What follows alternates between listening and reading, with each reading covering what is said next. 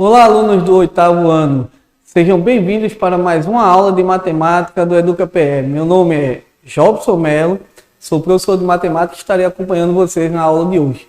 Certo? Então, na nossa aula de hoje, a gente vai trabalhar um assunto que está em evidência. Estamos em época de eleição, então temos aí a pesquisa censitária ou amostral, ou seja, assunto de estatística e probabilidade. Então, nossa unidade temática, probabilidade e estatística. O objeto do conhecimento é a pesquisa censitária ou amostral. E o conteúdo vai ser investigação técnica para coleta de dados censo amostragem, apresentação da justificativa de diferentes razões para a utilização de pesquisas amostrais e não censitárias e reconhecimento dos diferentes modos de seleção da amostra, casual, simples, estratificada ou sistemática. Então, voltando aqui para mim, a gente vê que a estatística é uma parte da matemática que ela é muito utilizada para a gente coletar dados e, a partir dos dados, serem estudados e tirarmos conclusões em cima dele.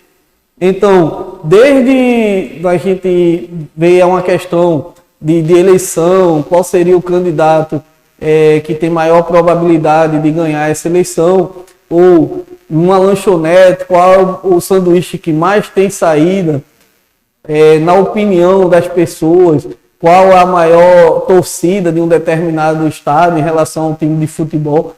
Tudo isso é feito através de pesquisas estatísticas. Então, temos duas formas de se fazer essa pesquisa. A gente vai ver mais para frente aí, que são as formas que vão ser estudadas, censitária e por amostragem. Então, ao final da aula de hoje, voltando aqui para a tela, a habilidade que o aluno vai ter ao final da aula seria selecionar razões de diferentes naturezas, físicas, éticas ou econômicas, que justificam a realização da pesquisa amostral e não censitária, e reconhecer que a seleção da amostra pode ser feita de diferentes maneiras: a amostra casual, simples, sistemática e estratificada. Então, vamos ver aqui na tela o que é estatística. Quando a gente fala nesse assunto, a primeira coisa, o que é estatística? A estatística é um ramo de grande importância da matemática, desenvolvendo técnicas como coleta de dados, sua organização, interpretação, análise e representação. Então, a estatística é um ramo da matemática que ela trabalha todo esse assunto aí, né? A interpretação, a análise, a coleta de dados. Entendeu? Então, vamos ver aqui para que é que serve a estatística. Os resultados de pesquisas estatísticas estão presentes em todo instante na nossa sociedade. É bastante comum ver nos noticiários pesquisas de diversas naturezas, que trazem para a sociedade dados para a interpretação e realização de inferências sobre ela. Voltando aqui para mim, então, por exemplo, se temos aí times de futebol, né, equipes de futebol, e queremos saber qual é a maior torcida, a torcida A, a torcida B, como é que a gente faz isso? Só temos duas formas. Ou a gente faz um censo, seria entrevistar todas as pessoas daquele estado, que é algo muito trabalhoso, para saber com exatidão quantas pessoas torcem para cada time, ou por amostragem. A amostragem é a gente retirar uma parte da população, que obedece a algumas características, e fazer a entrevista com ele, perguntar qual time que torce, e a partir daquela quantidade, daquela amostra, a gente tirar conclusões de quantos torcedores existem naquele estado para um time A, time B ou time C. Então, voltando aqui para a tela, a gente vai ver os princípios básicos da estatística. É um assunto mais teórico, porque os cálculos são simples, né, as observações, mas ele requer que a gente conheça dos princípios básicos para poder fazer principalmente a coleta de dados e a análise dos mesmos. Então, para compreender o estudo da estatística, existem conceitos básicos que precisam estar bem definidos. São eles os conceitos iniciais de estatística, mais especificamente, definição de população, amostra, variável, tabela, frequência e gráfico. Então, o que é uma população? A gente é comum ouvir população como se fosse, né, a população de um determinado país, mas na estatística chamamos de população ou universo o conjunto de todos os elementos da pesquisa a ser realizada. A população é formada por todos os elementos desse conjunto, podendo ser qualquer coisa, como pessoas, objetos ou outros seres vivos, desde que esses elementos do conjunto possuam as características que desejamos pesquisar. Então, voltando aqui para mim, a população, né, como eu estava dizendo, a gente pensa que é só em relação a um país, a um estado, a uma cidade. Na estatística, a gente considera a população todo aquilo que a gente está estudando.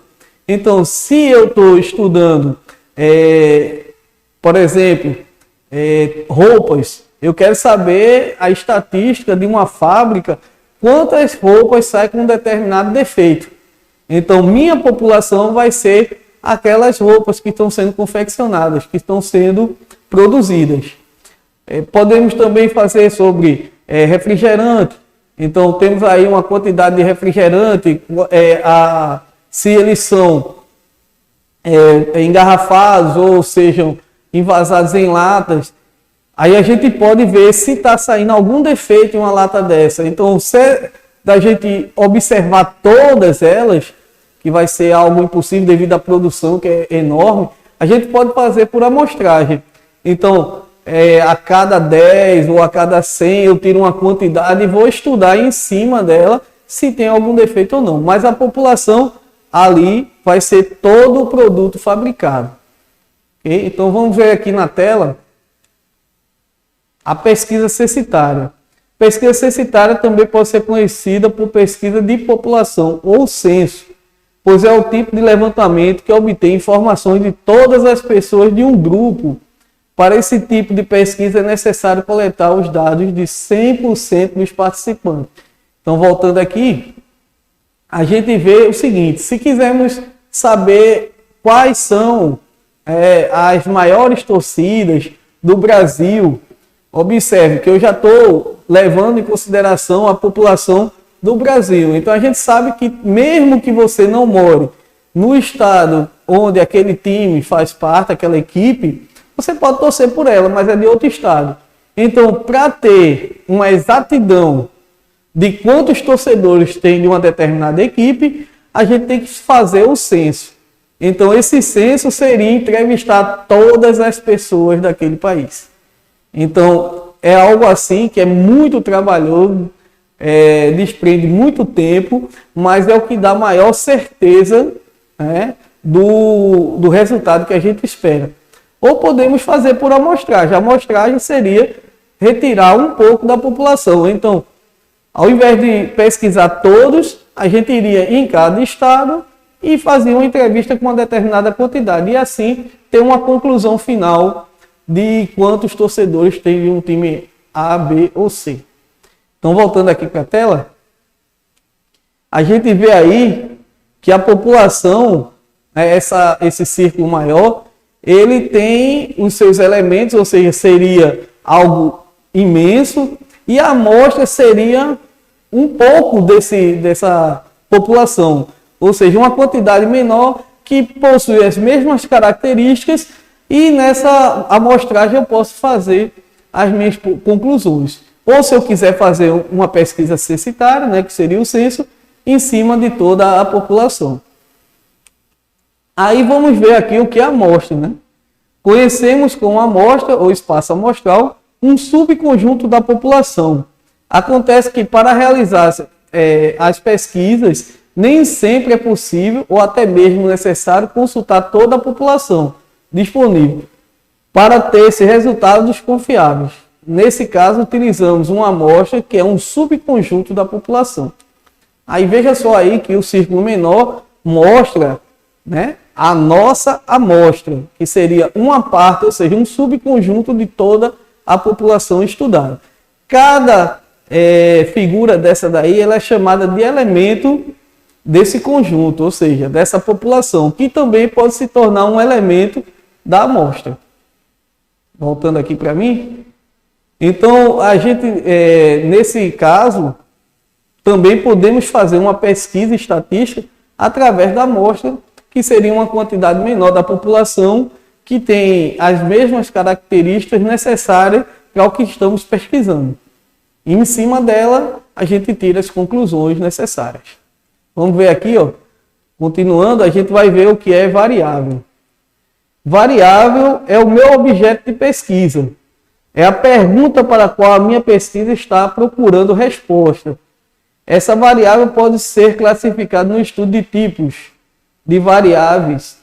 Uma variável pode ser classificada como qualitativa, e ela pode ser nominal ou ordinal, ou quantitativa, que ela também pode ser discreta ou contínua. Aí vamos ver aqui o que é variável quantitativa. Na variável quantitativa, a pesquisa busca receber como resposta uma quantidade, ou seja, um valor numérico. Por exemplo, o número de acidentes de trânsito, isso aí é um tipo de variável, né? Acidentes de trânsito. O número de casos de Covid, que está muito grande aí, a gente poderia analisar também e tirar as conclusões de como está sendo a contaminação, o que é que deve se fazer para evitar, né? O salário médio ou a altura média da população, isso aí são variáveis quantitativas porque elas formam um número. A variável quantitativa pode ser separada em dois casos. Quando essa quantidade é uma medida, ela é conhecida por variável quantitativa contínua. Por exemplo, o salário, a altura, o peso de uma pessoa.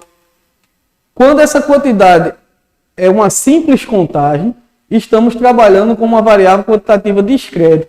Por exemplo, quantidades de ligações em um saque, né?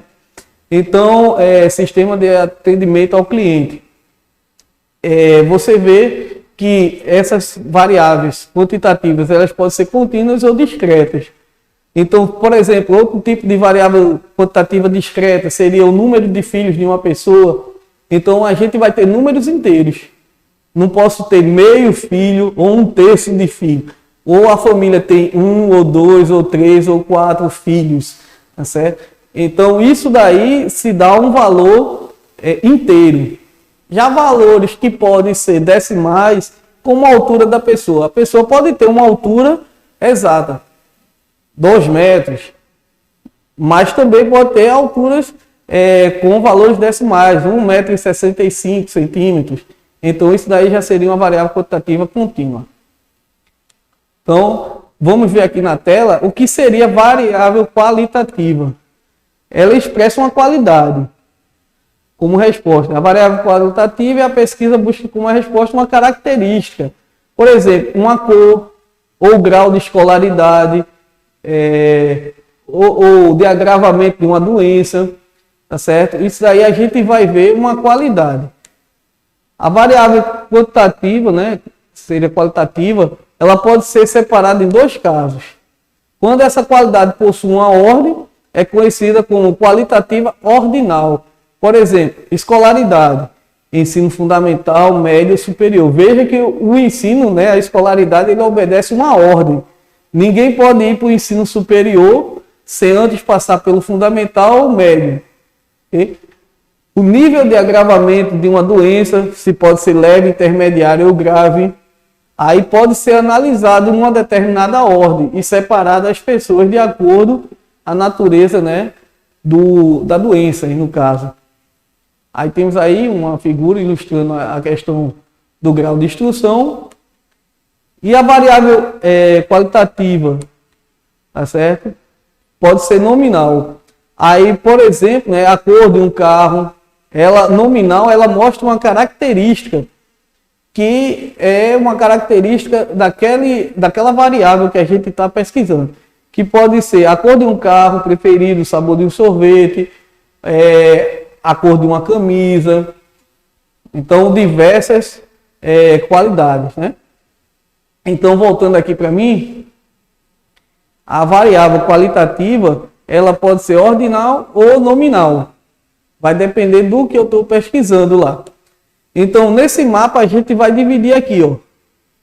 A variável, ela pode ser de duas formas, quantitativa ou qualitativa.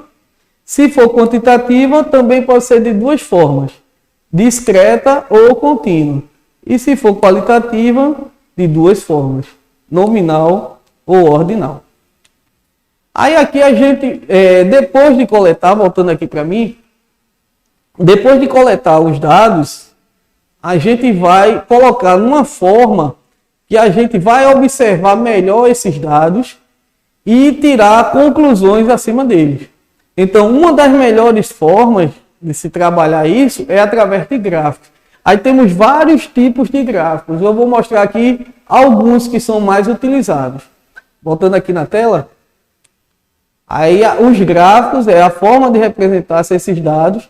Também é muito importante, levando-se em consideração o tipo da pesquisa a ser feita. Existirá uma forma mais conveniente para representá-lo. Então temos aqui alguns tipos de gráfico. Temos aqui o gráfico de barras, né, que ele pode ser na vertical, na horizontal. Ele vai determinar a quantidade, né, no caso é o número de nascimentos nos hospitais. Temos aqui outro de barras agrupadas, quando a gente está considerando aí 3 situações em determinados períodos aí, temperaturas nas localidades. Temos aqui o pictograma. O pictograma é interessante que ele mostra o gráfico através de figuras. Então, se você observar aí a figura do homem, da mulher, ele tem um valor determinado. E quando a gente vai ver no gráfico, a gente vê ali, ó, na última linha, tem um bonequinho e meio, tá certo? Então, a gente multiplica pela quantidade dele, né, e verifica quantos homens tem. As mulheres têm uma bonequinha ali inteira, então a gente vê qual é a quantidade. Já na primeira linha, temos aí 2 bonequinhos azul ali, eles inteiros, mas a vermelha ali tem uma inteira e uma metade. Então é só multiplicar e a gente vai ver cada valor, né, que corresponde aí. Só que a representatividade está sendo através de figuras. Temos aqui o gráfico de linhas. É muito interessante, aí dá para a gente visualizar o desenvolvimento aí de cada situação, né? As audiências de canais durante uma semana. E temos aqui o gráfico de setores. Esse gráfico de setores é utilizado muito com percentual. Então aí temos baseados em filmes, né? Gênero de filme. Aí temos ação, que é o amarelo, ficção azul, a comédia rosa, né? O drama é verde. Então, você vê aí, né? O roxo, não me engano. Aí você vê aí o percentual de pessoas que gostam desse tipo de gênero de filme. E aqui a gente vai ver algumas resoluções. Mas antes aqui eu queria voltar para mostrar a vocês a importância dos gráficos para a gente ter uma análise mais ampla dos dados que estão sendo dispostos para a gente. Na resolução dos problemas, a gente vai ver como é que trabalha com alguns modelos de gráfico. Vamos lá na tela? Então temos aqui, ó, nos países, aí temos a tabela abaixo, mostra o número de municípios do estado da região sudeste. Aí pergunta quantos municípios há na região sudeste. Então aí é só a gente somar. Então tem o Espírito Santo, né, Minas Gerais, Rio de Janeiro, São Paulo. Então é só a gente somar esses valores, né, 78 mais 853 mais 92 mais 645, no final dá 1668. Isso aí é uma disposição através de uma tabela. Então a nossa resposta é a letra A na questão. Temos aqui uma outra tabela, né? Aí veja o quadro abaixo, o número de visitantes em um museu. De acordo com esses dados, em que mês o museu recebeu mais visitantes? Então temos aí manhã, tarde e noite, nos meses de janeiro, fevereiro, março e abril. Então temos alguns valores aí pelos 3 turnos. Aí o que é que a gente faz? A gente vai somar nos meses janeiro, a gente vai pegar aqueles 3 valores, né? Vamos somar, vai dar 850 visitantes no mês de janeiro. No mês de fevereiro, vamos somar ali, dá 1.100. No mês de março, totaliza ali 700. E abril vai dar 1.010. Comparando aí, que a pergunta é, qual, de acordo com esses dados, em que mês o museu recebeu mais visitantes? A gente observa aí que foi no mês de fevereiro. Então, nossa resposta, letra B. Mais outra questão, né? Aí temos o Saresp. Em uma empresa possui 50 funcionários, os quais se distribuem da seguinte forma em relação ao grau de escolaridade. Observando o gráfico, é correto afirmar que o número de funcionários do ensino médio Então, temos aí os valores, tá certo, dispostos em um gráfico de setores, e esses valores nos dão algumas informações que a gente pode tirar a conclusão. No caso aí, o ensino médio, ele tem o dobro do ensino fundamental. Então, nossa resposta ali é a letra C. E aqui no Avalie, o gráfico abaixo mostra o número de alunos participantes de uma gincana e suas respectividades. De acordo com os dados desse gráfico, qual foi a quantidade de alunos participantes da gincana? Se você observar, é um gráfico de barras, né? E ele tem aí, de acordo com a altura dele, ele determina o número de alunos. Então é só pegar cada barra dessa, ver qual foi a altura que ela atingiu e somar esses valores. Então, colocando ali, ó, 20 mais 30 mais 45 mais 15 mais 30 de novo e mais 25. No final, dá 165 alunos participaram dessa gincana. No caso, a nossa letra D. Então, aqui a gente finaliza a nossa aula de hoje. Agradeço a companhia de vocês até agora. Então, espero vocês na próxima aula. Um abraço.